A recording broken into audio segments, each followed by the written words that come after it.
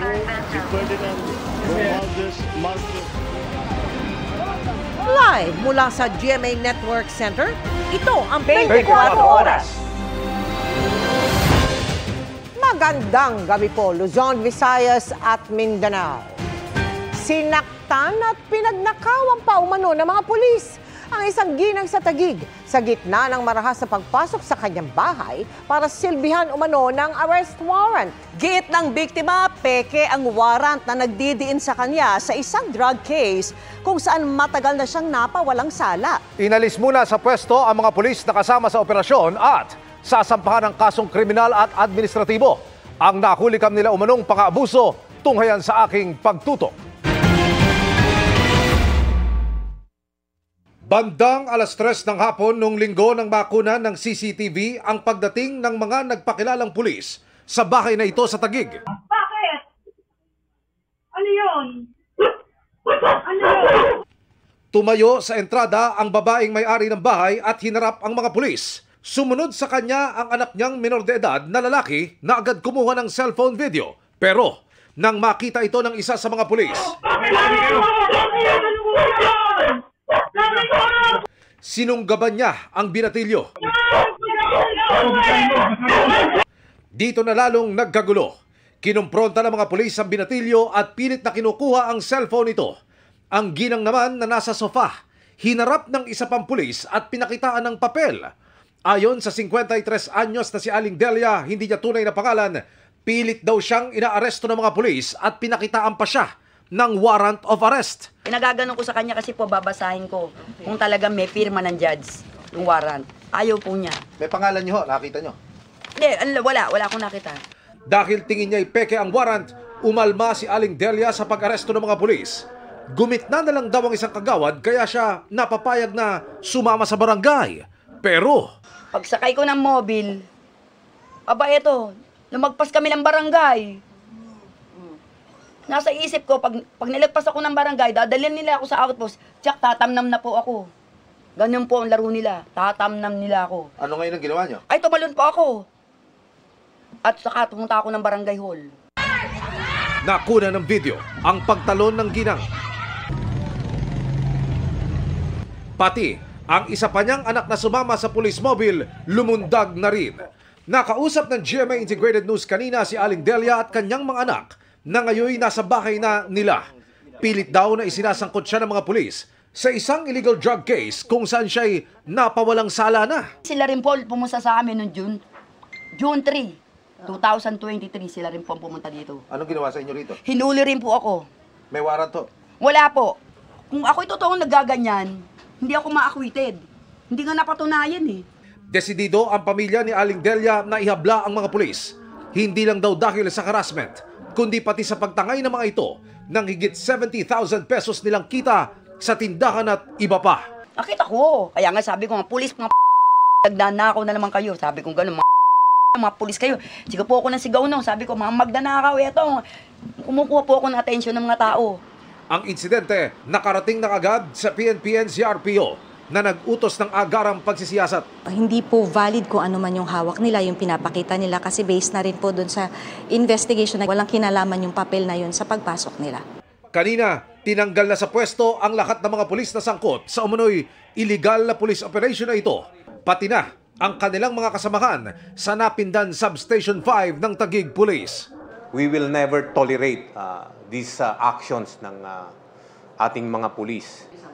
Relieve na po yung 10 na papailan po natin ng criminal at saka administrative charges at saka the rest of the members of the Substation 5, 22 po yun is pinarelieve ko na rin po and they will be undergoing training. Yung pong kanilang hepe kasama po sa nirelieve is isang police major, meron pong isang police master sergeant, 4 na patrolman, 2 corporal at 2 staff sergeant. Lahat po sila ay designated as beat patrollers po ng Substation 5. Dinisarmahan na po sila at pati po yung kanilang mga PNP ID is kinonfiscate na rin po. Kasama sa pinaiimbestigahan ng NCRPO, ang hepe ng Taguig Police na si Police Colonel Joey Goffort. Kagabi, amin siyang nakapanayam at binanggit niyang questionable ang police operation na ito ng kanyang mga tauhan. Para kunwari mahuli tapos palalabasin sa pamamagitan ng pera, basta bayaran ng pera, may ganun po ba? Lumalabas po sa investigasyon po natin, ganun po ang kanilang intensyon. Inihahanda na ang mga kasong kriminal at administratibo laban sa mga pulis na ngayoy patuloy naming sinisikap na makuna ng panig. Robbery with serious physical injury, violation po ng Republic Act 7610, violation of domicile po, at saka pwede rin po yung obstruction of justice kasi po parang sinira po nila yung ebidensya, parang sinira nila yung CCTV. Para sa GMA Integrated News, Emil Sumangil, nakatutok 24 oras. Sinampahan ng reklamong inciting to sedition at grave threats si Vice President Sara Duterte dahil sa pagbabanta umano sa Pangulo, Unang Ginang at House Speaker. Kanina, inihain ng NBI ang reklamo sa Department of Justice. At nakatutok si John Consulta. Matapos ang mahigit 2 buwang pag-iimbestiga, dinala na ng NBI sa Department of Justice ang kanilang inirekomendang reklamo laban kay VP Sara Duterte.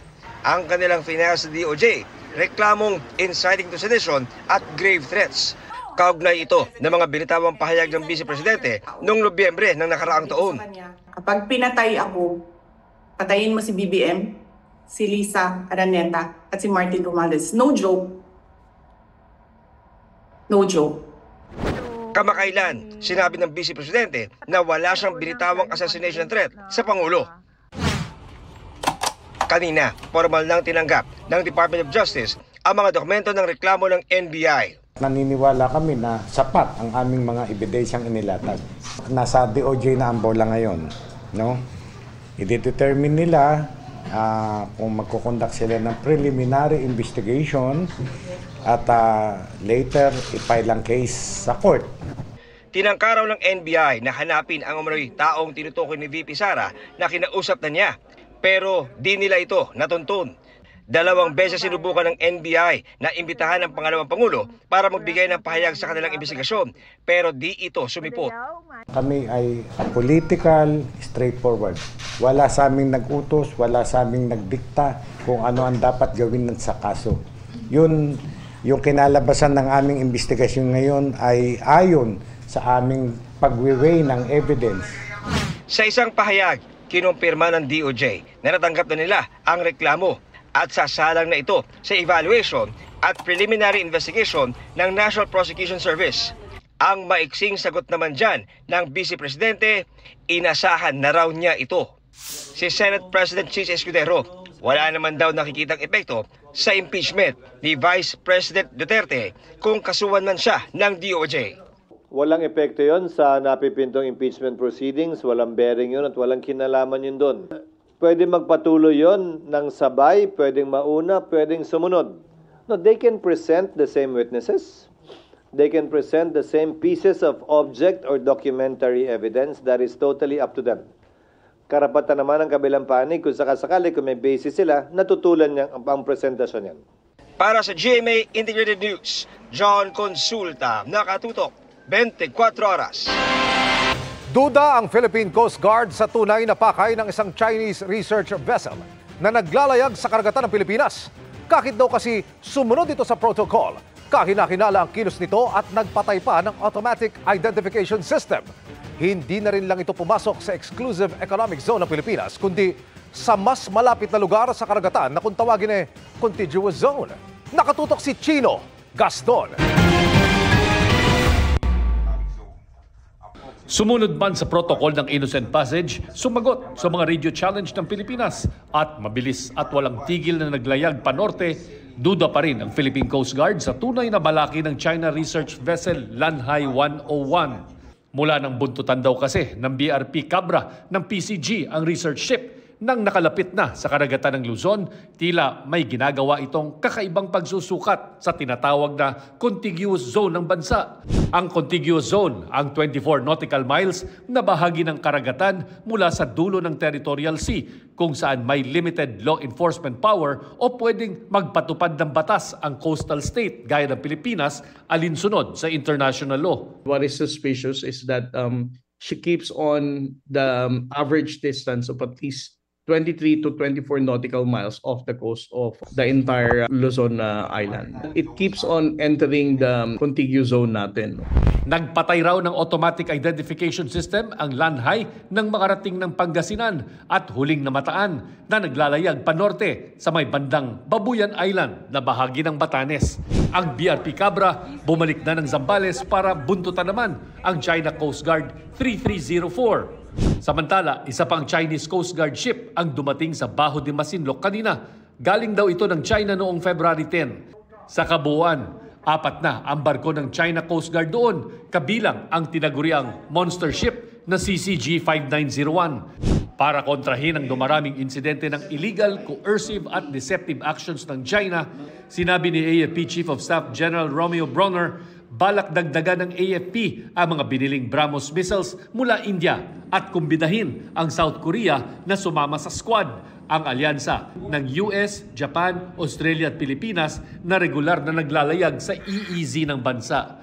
Bukod pa ito sa ibang military cooperation sa ibang bansa, gaya ng paglayag ng mga barko ng US, Canada at Pilipinas sa Multilateral Maritime Cooperative Activity o MMCA sa loob ng EEZ kaninang umaga.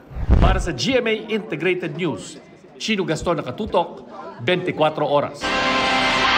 Walang takas sa magkahiwalay na operasyon ng 3 nagbebenta umano ng mga peking government ID na inaalok online. Bawal yan ha. Naku, lalo't posibleng magamit yan sa mga krimen. Nakatutok si June Veneracion. Lantaran umano sa social media ang pagbebenta ng magkasintahang ito ng mga peking government ID sa halagang 400 to 600 pesos kada isa. Na-monitor sila ng PNP Anti-Cybercrime Group kaya inaresto sa entrapment operation sa Zamboanga City nitong linggo. Parehong modus ang nabisto sa mas naunang operasyon sa Quezon City kung saan isang babaeng 19 na taong gulang ang nahuli. Ayon sa PNP ACG, mga peking PhilHealth card ang kanya umanong ibinebenta online sa halagang 180 hanggang 480 pesos. Meron po silang sariling mga gamit sa pagprenta nito and doon din po kinukuha din nila yung mga pangalan ng mga taong nagpapagawa and sila din po yung nagta-type and nagpiprint. Sinampahan ng 3 suspect ng reklamong falsification by private individuals and use of falsified documents kaugnay ng Cybercrime Prevention Act of 2012. Ang pinaka-reason po nila ay kailangan din po nila ng extra income. Kaya po nagagawa nila itong illegal online activities. Sinusubukan pa naming makuha ang panig ng mga suspect na nahuli sa Zamboanga. Ang arestadong babae naman ay nakakulong sa Camp Crame. Wala po akong gusto sabihin. Sa investigasyon ng PNP, ginagamit umano ang mga peking ID para makapagparehistro ng SIM at sa iba pang transaksyon na kasama sa requirements ang pagpresenta ng government ID. Maaaring gamitin po itong mga IDs na ito sa mga fraudulent activities tulad po ng mga online scams. Para sa GMA Integrated News, June Veneracion, nakatutok, 24 oras. Nagbigay si Senate President Cheese Escudero ng hangganan sa gagastusin para sa tinaguriang pinakamahal na gusali sa bansa, ang new Senate building. Sabi niya, hindi ito dapat lumampas sa 31 billion pesos. At ang gusaling ilang taon nang ipinapatayo dahil sa mga delay, tinaningan niya na dapat matapos na sa taong 2027. Nakatutok si Mav Gonzalez. Ininspeksyon ni Senate President Cheese Escudero ang itinatayong new Senate building kanina. Tingin niya, walang overpricing. Para sa akin, wala namang kung may magrereklamo, doon namin naharapin yun. Pero para sa akin, hindi ko trabaho maghanap ng butas. Trabaho ko tapusin yon sa pinakamababang gastos na pwede namin gawin base sa pagkakakita ko sa building kanina dahil yung floor area mismo ay malawak naman talaga. Hindi ko pipiliin yung ganda. Pipiliin ko mas mura at praktikal. Wala na tayong magagawa. We simply have to make do with what we have. Dati nang sinabi ni Senador Alan Peter Cayetano na lalabas na ito ang pinakamahal na gusali sa Pilipinas. Kung si Escudero ang papipiliin, kahon na lang sana ang disenyo ng gusali. Hindi gaya ng itsura nito ngayon na may 4 na tower. Pero dahil nakatayo na ang towers, trabaho na lang aniya ng Senado na tapusin ito. Base sa una naming iniulat na Multi-Year Contractual Authority o MICA ng proyekto, lumalabas na nasa 8.9 billion pesos ang Phase 1. Ang kontrata para sa Phase 2 ay nasa 2.5 billion, habang may inilaang budget sa Phase 3 na mahigit 10 billion pesos. Isasama pa rito ang halaga ng biniling lupa na nasa 1.6 billion. Sa huling report ng DPWH sa Senado noong isang buwan, aabot daw sa 31.6 billion pesos ang magiging halaga ng new Senate building kapag natapos. Sabi ni Escudero, hanggang 31 billion lang dapat ito umabot, kasama na ang lahat ng gastos kabilang ang lupa. Natanggap ko ang briefing mula sa mga taga DPWH at saka yung technical staff ng Senado. Inaasahan namin na mapafinalize nila lahat ng mga sagot sa tanong ninyo sa susunod na mga araw. Kung anumang pagbabago, klaro na yung procedure namin. Maximum amount, tulad ng sinabi namin, nasa mga 31 to 33, pero mukhang mapepeg nila sa 31 cap. Hindi na pwedeng lumampas yun doon, baka bumaba pa. Cap pa lamang, hindi yung actual na amount dahil subject to bidding. Bukod sa mga senador at staff ng Senado, may ilalaang opisina rin dito ang Commission on Appointments. May mas malaking detention center na rin aniya para sa mga testigong idedetine ng Senado. Sabi ni Escudero, hindi pwedeng moving target kung kailan ito matatapos. Ang tina-target namin ay late 2026 or late 2027. Hindi aaga ng December 2026 at sana hindi na lumampas ng December 2027. Unang target ng Senado na nakalipat na sila dito sa new Senate building para sa nagdaang sona ng Pangulo. Pero ngayong mukhang ilang taon pa ang bibilangin bago matapos ang konstruksyon. Sabi ni Senate President Chis Escudero, baka dapat pagkatapos na ng eleksyon 2028 lumipat dito. Sa ngayon, tuloy-tuloy ang konstruksyon ng new Senate building. Para sa GMA Integrated News, Mav Gonzalez, nakatutok, 24 oras. Humugot, sinuntok. Yan ang inabot ng isang camper na isinigaw ang sama ng loob sa bundok sa Rizal. Hindi kasi nagustuhan ng isang staff ng campsite ang pagmumura ng camper, kaya raw siya sinuntok. Nakatutok si Oscar Oida. Sino ba mga mamura nito? Ay, yung bundok! Hoy kuya, ba't nananakit kayo? Sa ganyan na uwi ang pagsunod ni Don sa kasabihan ng ilang huwag kimkimin ang sama ng loob at nakagawi ang pagdayo pa sa mga bundok para dun ipagsigawan yan. Broken-hearted kasi si Don, 32 anyos, kaya naglabas ng hugot habang nasa isang campsite sa Tanay Rizal nitong Lunes. Nagsisigaw po ako, sabi ko, sakit-sakit. Ba't ginawa niyo sa akin to ganyan-ganyan? Which is yung mundok po talaga yung minumura ko. Broken-hearted po kasi talaga ako. May boyfriend po ako. Tapos stress din po ako sa buhay. Daming problema, daming iniisip. Kaya po, nung nagsisigaw ko po yung problema ko doon. Pero imbis na gumaan ang kalooban, nadoble pa ang kanyang sama ng loob nang kumprontahin ng isa sa mga staff ng campsite. Labas lahat! Uwi! Hindi kailangan. Bakit po? Hindi ko lang po kami doon sa bundok? Hindi, mali-mali. Paano pong mali? Nagmumura kayo. Sino mo minumura ko? Sino ba mga mamura nito? Ay, yung bundok. Hoy kuya, ba't nananakit kayo? Sa sobrang sama ng loob ni Don, nasugod niya tuloy ang nasabing staff. Kuya, ganyan po talaga ginagawa nila pag nagkakampi, naglalabas sila ng sama ng loob. Sige! Sige! Sige kuya! Malaki pinayaran ka ba? Buntok mo ako! O sige! Malaki pinayaran ko dito! Bakit malaki pinayaran? Bakit yung malaki ako na kay bundok? Sabi ko, ba't mo ako sinaktan? Nagbayad ako dito, nagbayad kami dito. Guest nyo kami dito, ba't nananakit ka? Sumusuntok po ako, pero hindi naman po tumatami suntok kasi nasasalan niyo naman po. Yung araw ding yon, sa presinto ang landing ng nasabing staff. Nakaharap ko siya habang nakakulong sa Tanay Police Station, pero tumangging magbigay ng pahayag. Pero sa paliwanag niya umano sa mga pulis, ang umagang-umaga yun, mga 6, more or less 6 a.m. ng umaga. May natutulog pa na ibang guest, mga katrabaho nila doon, mga pamilya na malapit doon sa campsite na parang ayaw niya na maisturbo. Naharap sa reklamong slight physical injury ang nanuntok na staff. Dahil naghihinay-hinay po siya. Pwede niya naman po kami tanongin eh. Kaya paalisin niya kami na ano, hindi po yung kagad ka siya iinit ng ulo bila siya mananakit. Sa kanilang Facebook page, nagpaabot naman ng kanilang paumanhin ang pamunuan ng nasabing campsite para sa inasal ng isa sa kanilang staff. Hindi umano ganito ang iba nilang tauhan, sabay pagtitiyak na hindi na mauulit ang kaparehang pangyayari. Para sa GMA Integrated News, Oscar Oida, nakatutok, 24 oras. Isa na ilalim sa state of calamity ang Puerto Princesa City at Aborlan sa Palawan dahil sa pagbaha. Bukod dyan, may iba pang lugar na nakaranas ng maulang panahon. Ang paliwanag ng Pag-asa sa pagtutok ni Marisol Abduraman. Yan na, nakakit na. Oh, konti na lang. Bakas pa rin ang matinding bahana na merwisyo sa bayan ng Aborlan sa Palawan. Sa kapalang putik, pahirapan ang paghatak sa isang sasakyan na ginamitan na ng 2 backhoe. Ito ang van na tinangay ng baha nung linggo ng gabi na may 12 umunong sakay. Ito ba nga sitwasyon ngayon dito? Ayon sa ilang residente, tinangkaro nitong tumawid pero hindi kinaya ang lakas ng ragasa.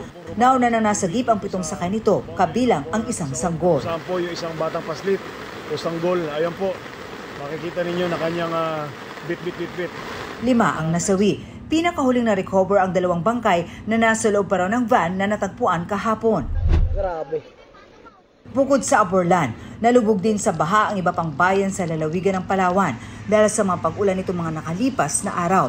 Kabi-kabilang rescue operations ang isinagawa ng Philippine Coast Guard. Ang Puerto Princesa City at Aborlan, isinailalim na sa state of calamity dahil sa lawak ng baha at dami ng naapektuhan. Ayon sa PDRRMO, sa ngayon, maganda na ang panahon sa Palawan kung ikukumpara nitong mga nakaraang araw. Unti-unti na rin bumalik sa kanilang mga tirahan ang halos 2,500 na pamilyang binaha. Sa tala ng Palawan PDRRMO, 4 sa 23 na munisipalidad ang lubhang naapektuhan. May mga areas po talaga na halos hanggang bubong ang baha. Ito na raw ang pinakamatinding pag-ulan na naranasan doon sa nakalipas na 50 taon. Nalampasan niya pa, na-break niya yung record ng pag-ulan ng 1975, more than times 12. Ayon sa Pag-asa, shear line o ang salubungan ng malamig na hangin galing northeast at mainit na hangin sa silangan o easterlies ang nagpaulan sa Palawan simula noong February 6. So usually talaga sa silangang parte ng bansa natin nakakaapekto ang shear line like Bicol region. Pero since tumatagos kasi ito noong mga nakaraang araw pa, so tumagos hanggang Palawan area. Pero ngayon, may kasama na itong low pressure area na kahapon lang nabuo sa labas ng PAR. Axis ng shear line nasa bandang northern Luzon na. So ang nakikita natin sa ngayon and tomorrow kung possible yung trough ng LPA yung makaapekto. Shear line rin ang dahilan sa pag-ulan sa iba pang bahagi ng Luzon. Sa Aurora, pinauwi na ang mga estudyante at sinuspindi ang klase sa ilang paaralan sa bayan ng Dilasag dahil sa malakas na buhos ng ulan kanina. Umapaw rin ang ilog sa ilang bahagi ng Kasiguran. Mabilis sa binaha ang ilang kalsada at ilang bahay naman ang pinasok na rin ng tubig. Kinansila na rin ang klase sa ilang pribadong paaralan. Para sa GMA Integrated News, Marisol Abduraman, nakatuto 24 oras. Mga kapuso, 4 na weather system ang posibleng magpaulan sa bansa. Hindi nakasama riyan ang low pressure area na namuo kahapon malapit sa Pilipinas. Sa ngayon kasi tuloy-tuloy na ang paglayo nito sa bansa at lumiit na ang posibilidad na maging bagyo o pumasok sa Philippine Area of Responsibility ayon sa Pag-asa. Pero kahit palayo na ang LPA, iiral naman ang Intertropical Convergence Zone o ITCZ, shear line, amihan at easterlies. Base sa datos ng Metro Weather, posibleng ulanin bukas ng umaga ang silangang bahagi ng Luzon at Visayas, pati ang malaking bahagi ng Mindanao. Pero bandang hapon at gabi, malawakan na ang pag-ulan. May malalakas na ulang posibleng magpabaha o magdulot ng landslide. Kasama na sa mga posibleng ulanin ng Central Luzon, Mimaropa, Calabarzon at Bicol. Mataas na rin ang tsansang umulan sa halos buong Visayas at Mindanao. Sa Metro Manila, nagdala pa rin ng payong dahil may tsansa ng ulan sa hapon at gabi.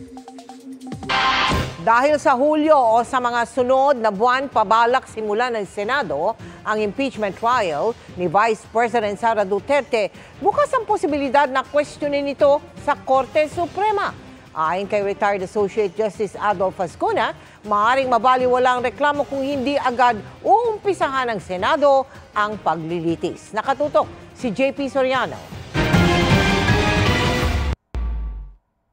Bago pagulungi ang impeachment trial ni Vice President Sara Duterte, balak munang patapusin ng Senado ang eleksyon sa May 12, ang pananumpa ng mga mananalo at ang State of the Nation address ng Pangulo sa July 21 na pagbubukas din ng 20th Congress. Ayon yan kay Senate President Chis Escudero. Pero dahil baka abutin pa ng mahigit 5 buwan bago maumpisahan ang impeachment trial, sabi ni retired Supreme Court Associate Justice Adolfo Ascuna, baka may dumulog sa Korte Suprema na baliwalain na ang pagpapa-impeach ng 19th Congress sa bise. The Supreme Court might say it's too late because you need a new complaint because there's a new House of Representatives.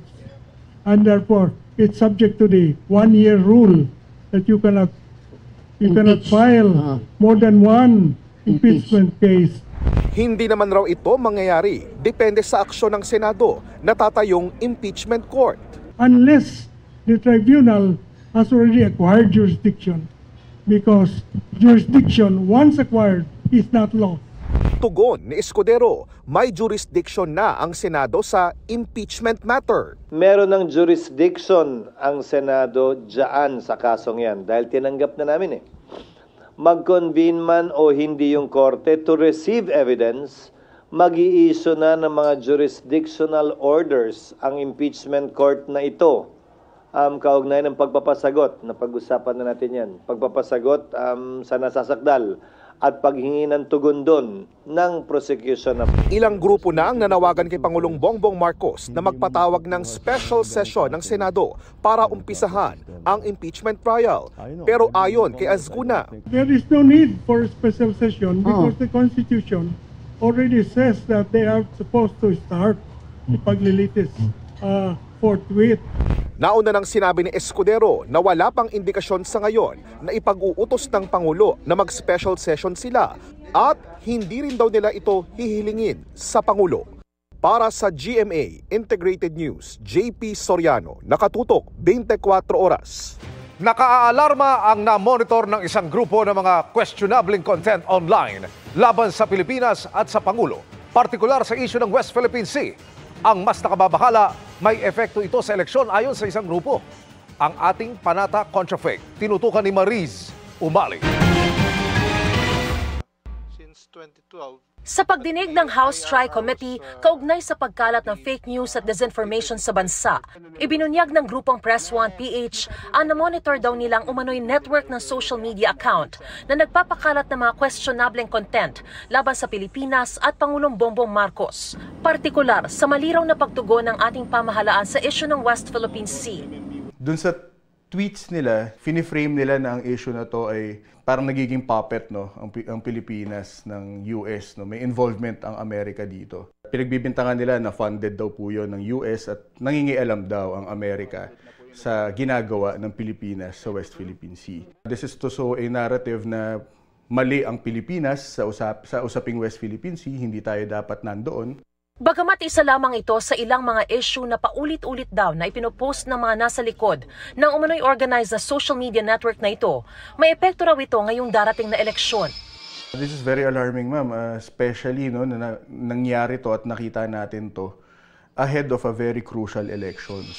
And a lot of the information that they use pag pumasok na sila sa polling precinct, they get from social media. Kasi kung hindi informed or misinformed or disinformed ang ating electorate, hindi tayo makakapagbigay ng 100% na tiwala sa eleksyon natin. Ito yung database ng Press One PH at base sa kanilang nadiskubre, lumalabas na may hindi bababa sa 107 accounts. Ang halos pare-pareho ang ipinopost ng sabay-sabay. 25 raw sa mga ito, mga Chinese ang account names. These accounts are trying to appear as if legitimate sila ng mga tao. So hindi po natin ma-identify kung sino yung nagpapatakbo nitong mga ito. Pero yun nga, what we can say is they understand Chinese. Ang COMELEC alam daw na may ganitong mga grupong nagpapakalat ng maling impormasyon at propaganda para maimpluwensyahan ang eleksyon. Maaari magamit talaga sa kandidatura o against sa kandidatura ng ilang kandidato natin. Kayang-kaya palang gawa ng paraan, lituhin ang mga kababayan natin, lalo pat magbabalita na hindi naman pala totoo. So, papatake down po natin kung kinakailangan doon sa mga platform. Diyan po natin masusubukan ng commitment mismo ng mga platform natin sa kanilang seriousness na tulungan ng COMELEC, kampanya laban sa fake news, misinformation at disinformation. Sabi ng Cybercrime Investigation and Coordinating Center o CICC, mahalaga raw na maturuan ng publiko sa kahalagahan ng pagve-verify ng content na nakikita lalo't may mga tool naman para gawin ito. Ipinakita ng CICC sa GMA Integrated News ang kanilang app na kaya raw makadetect ng deepfake video sa social media. Oras daw na i-activate ang app at ipasok dito ang hinihinalang video, lalabas ang resulta sa loob ng 30 segundo kung peke o tunay ang content. So, instead of continuously being deceived by the content, meron na silang, na-increase natin yung discernment capability nila. Ay, gawa-gawa lang pala ito, hindi totoo. Then they can vote properly, they can vote wisely. Para sa GMA Integrated News, Mariz Umali, nakatutok, 24 oras. Pinawalang sala ng Sandigan Bayan sina dating Congressman Rodolfo Ompong Plaza at Janet Napoles kaugnay ng maanomalya umanong paggamit sa 27.5 million pesos na pork barrel ni Plaza. Dineklarang not guilty sina Plaza, Napoles at 8 iba pang akusado sa kasong malversation of public funds at graft. Ayon sa Sandigan Bayan, walang ebidensyang nakatanggap ang mga akusado ng kickback mula sa pork barrel ni Plaza na inilaan sa 2 non-government organization. Valid din umano ang paglabas ng kanyang pork barrel o yung opisyal na tinatawag na Priority Development Assistance Fund o PDAF. Hiwalay pa ito sa ibang kasong hinarap ni Napoles, kaugnay rin ng mga pork barrel ng iba pang mambabatas. Sa gitna ng pagtitiyak ng Energy Department, hindi pa masabi ng National Grid Corporation of the Philippines o NGCP kung sasapat ba ang supply ng kuryente sa parating na tag-init at eleksyon. Nakatutok si Maki Pulido. Noong nakaraang tag-init na pinalala ng El Nino, lumala ang hypertension ni Raimundo. Mainit na nga raw kasi noon, may mga pagkakataon pang brownout. Nahihilo ko tsaka parang nangihina dahil nga sa walang electric fan, walang kaya lalabas ka talaga kahit gabi. Bago magtag-init noong 2024, tiniyak ng Department of Energy na may sapat na supply ng kuryente. Pero dahil halos sabay-sabay nag-forced shutdown ng ilang malalaking planta, 10 beses kinulang ang kuryente o nag-red alert sa Luzon, habang 26 na beses kinulang ang reserbang kuryente o yellow alert. Ilang beses nag-rotational brownout at tumaas pa ang singil sa kuryente. Tulad noon, muling tiniyak ng Energy Department na sapat ang kuryente sa parating na tag-init na election season din. We will have sufficient supply, including the necessary ancillary services. So wala tayong nakikita na yellow or red alert. Ibahin daw ngayon dahil wala ng El Nino tulad noong 2024 at may mga bagong source ng kuryente tulad ng solar energy. So worst case scenario tulad kung masira muli ang ilang malalaking planta, sasapat na umano sa mga lugar na sineserbisyohan ng Meralco ang Interruptible Load Program o yung pagkuha na lang ng kuryente sa mga generator ng mga malalaking negosyo. Pwede ring magmahal ang kuryente. Worst comes to worst, then ready yung ating mga diesel facilities. Of course, dahil diesel yan, liquid fuel, mas mahal ang magiging generation cost niyan. Sa kabila ng pagtiyak ng DOE, ang NGCP na nagtatraffic ng maintenance shutdown sa mga planta para matansya ang power supply, sinabing sa Marso na nito sasagutin kung sapat ang kuryente sa tag-init. Many things can change, so kailangan nga yan i-update. Sana magagawa nila ng paraan na hindi mag-short ang ang pondo ng kuryente. Para sa mga tao na katulad yung mga high blood na. Para sa GMA Integrated News, Maki Pulido, nakatutok, 24 oras. 2 araw bago ang Valentine's, malabang may mga nagkukumahog na sa paghahanap ng regalo. Pero alam nyo bang hindi yan ang nangungunang paraan ng pagpaparamdam ng pagmamahal sa mga Pilipino ayon sa isang survey? Pakinggan natin ang boses mo sa pagtutok ni Mark Salazar. Alas 4 pa lang ng madaling araw, duty na bilang street sweeper si Jessie. Sa kabila ng usok, init at pagod sa trabaho, inaasikaso niya rin ang mga anak at asawang may sakit. Ito raw ang paraan ni Jessie para maipakita ang pagmamahal. Pag-aalaga, araw-araw. Pinaglulutuan sila araw-araw. Pasok yan sa Acts of Service, isa sa 5 love languages, base sa konsepto ng American author na si Gary Chapman. Nang tanungin ng Social Weather Station sa mga sinurvey nitong Disyembre kung paano sila nagpaparamdam ng pagmamahal, lumabas na pinakamaraming mga Pilipino ang nagpaparamdam ng acts of service o yung paglilingkod o serbisyo at 67%. Hindi nakatakataka ayon sa isang sociologist dahil dati nang pinupuri ang Pilipinong marunong manilbihan. Kasi before, may ligawan session doon na tatawag paninilbihan kung saan yung lalaki magiging present sa family, tumutulong siya. Kasi nakikita yung kung anong ugali mo, kung gaano ka ka-patient, kung tutunay ba talagang pagmamahal mo. Tayo naman at 51% ang paghahayag ng pagmamahal o papuri o words of affirmation at pagbibigay ng quality time o oras. Isa sa mga yan ang love language ni Ivo. Through sweet messages and then gifts, ganun. Words of affirmation. Pero 33% lang ng mga Pilipino ang idinadaan ng pagmamahal sa regalo. Bibigyan ng regalo, minsan. Pag may kayang budget. Sa hamon naman ng buhay siguro, kaya kaunti rin ang humihingi ng regalong romantiko. Halimbawa, bulaklak o gamit. Siguro, grocery. Mas importante kasi yun kaysa sa bulaklak. Para po mas practical kaysa po bulaklak. Mas makakain po ng pamilya. Mas kailangan po ng pamilya ang bigas, ulam. Sa mga love languages, pinakamababa sa 29% lang ng Pilipino ang touchy. Halimbawa, ma-holding hands, maakbay, yakap o halik at iba pa. Conservative tayo? Hindi yung masyadong PDA, masyadong ganyan. May paggalang kasi tayo. Marunong yan tumingin ng nasa paligid niya.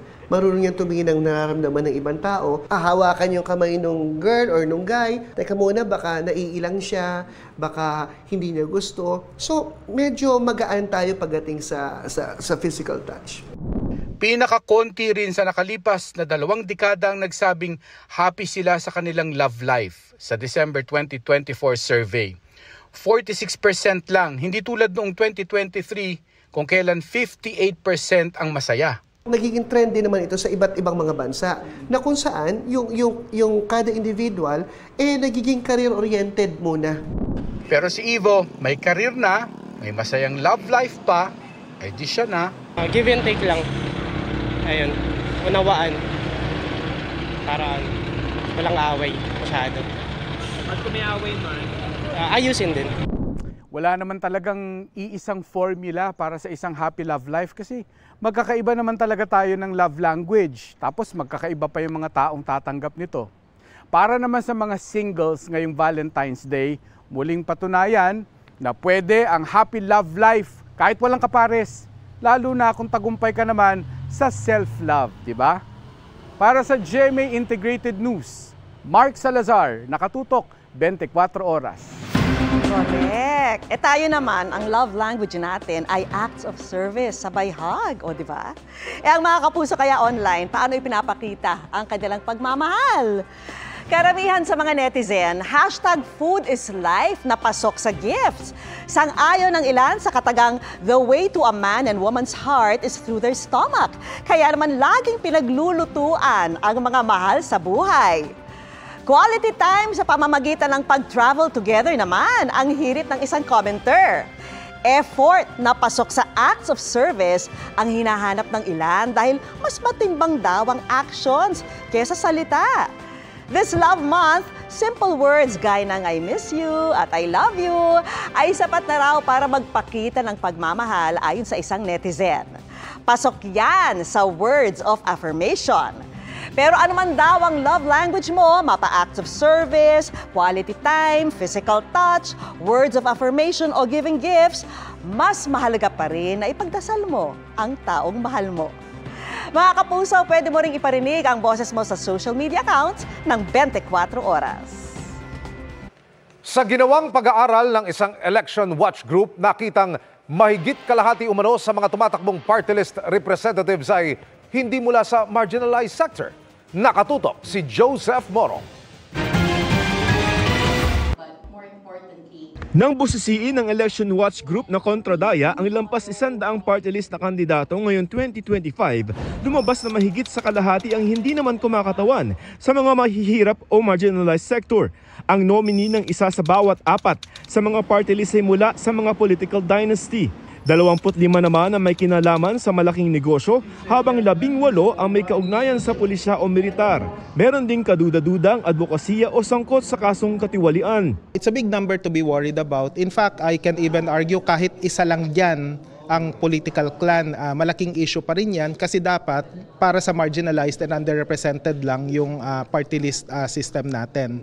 20% pa naman ng Kamara ay dapat manggaling sa mga party list ayon sa 1987 Constitution. Pagdidiin ng kontradaya, nakalagayan nila sa konstitusyon na ang mga kinatawan ay from o galing sa sektor ng mga manggagawa, mahihirap, katutubo, kababaihan, kabataan at iba pang sektor na papayagan ng batas maliban sa religious sector.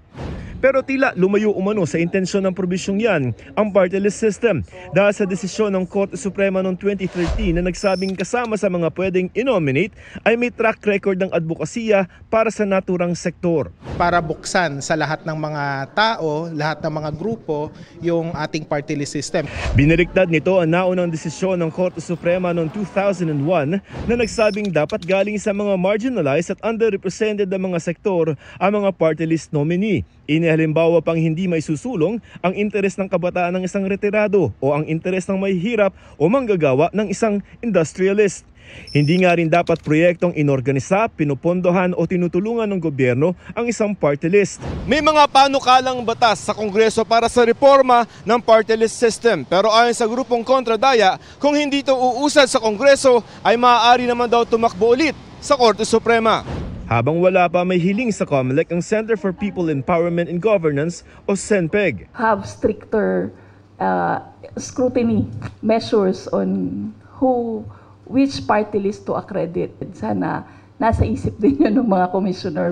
Naghigpit naman umano ang COMELEC kaya nasa 160 na grupo ang disqualified. Pero talian nila ang kamay nila dahil nga sa desisyon ng Korte Suprema at party list law. Doon pa lang po, naging paraan yan ngayon ng mga makapangyarihan na at may pera na maging miyembro ng Kongreso sa pamamagitan ng loophole na yon.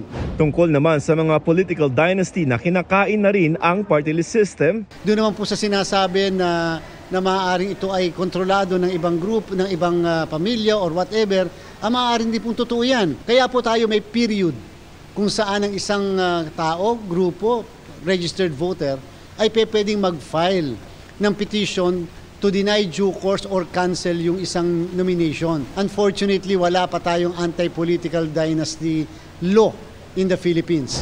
Para sa GMA Integrated News, Joseph Morong, Nakatutok 24 Oras. Off to Europe, ang real-life couple na sina Derek Monasterio at Elle Villanueva para sa kanilang well-deserved vacation. Paano naman kaya ang celebration ng Valentine's Day ng iba pang Kapuso stars? Makichika kay Lars Santiago. Nakaalis na kaninang umaga papuntang Europe ang magkasintahang Derek Monasterio at Elle Villanueva. Sa Paris o City of Love sila magse-celebrate ng Valentine's kasabay ng kanilang long-planned vacation. Because it's Valentine's and saan ba better i-celebrate yun kundi sa Paris, di ba Tito? At saka magba-birthday din siya sa Feb 18, so parang yun yung gift ko sa kanya. Mas gusto ko mag-create kami ng memories dito ng iba yun kaysa sa material things na mabibili naman onting ipon lang. Pero ito kasi oras to matagal na oras. Bago umalis si Derek, tinapos muna niya ang mga eksena para sa bagong series na ginagawa niya para sa GMA. Si Benjamin Alves, nag-iisip na raw ng sorpresa para sa kanyang misis na si Chelsea. Kahit 6th Valentine's na raw nila together, it always has to feel like the first, kahit married na sila. Parang nasa DNA kasi ng babae yung natutuwa sila sa surprise, yung mga especially my wife, yung ganong romantic gestures. Kasi nga parang you're married eh. So yung kailangan pa rin niyang ma-feel at I try to make it a point na to make her feel na pinapursue ko pa rin siya. Nag-celebrate naman ahead of Valentine's Day sina Prince Clemente at Althea Ablan sa China. Nung mga nakaraan, puro kami sa mga city tapos medyo mga mainit din. So ngayon parang ang habol namin talaga yung snow na. Namatay namin yung snow, di ba? Para kahit malamig, mainit yung pagmamahalan. Si Maka star Sean Lucas, di naman ni-reveal kung may kadate siya sa araw ng mga puso. It's a day for love, so I will spread love that day. Di ko alam kung may kasama ako that day, pero sigurado ako masaya ako that day. Post-Valentine's naman, ang ganap ng kapuso P-pop group na Cloud7 na may show sa linggo sa Ever Commonwealth. Pero si Cloud7 Migs may kasama raw na special someone. Ako po isi-celebrate ko po yung Valentine's Day po. Kasama ko po yung mom ko, of course. Magde-date po kami. Siya po yung i-date ko. Yeah, we're gonna celebrate na lang po yung Valentine's Day on February 16 po with our rainbows and fans po. Special performances and Interactions. Yes, engagements with our fans po. Lars Santiago, updated sa showbiz happening. At yan ang mga balita ngayong Miyerkules. Ako po si Mel Tiangco. Ako naman po si Vicky Morales para sa mas malaking misyon. Para sa mas malawak na paglilingkod sa bayan, ako po si Emil Sumangil. Mula sa GMA Integrated News, ang News Authority ng Pilipino. Nakatuto kami 24 oras.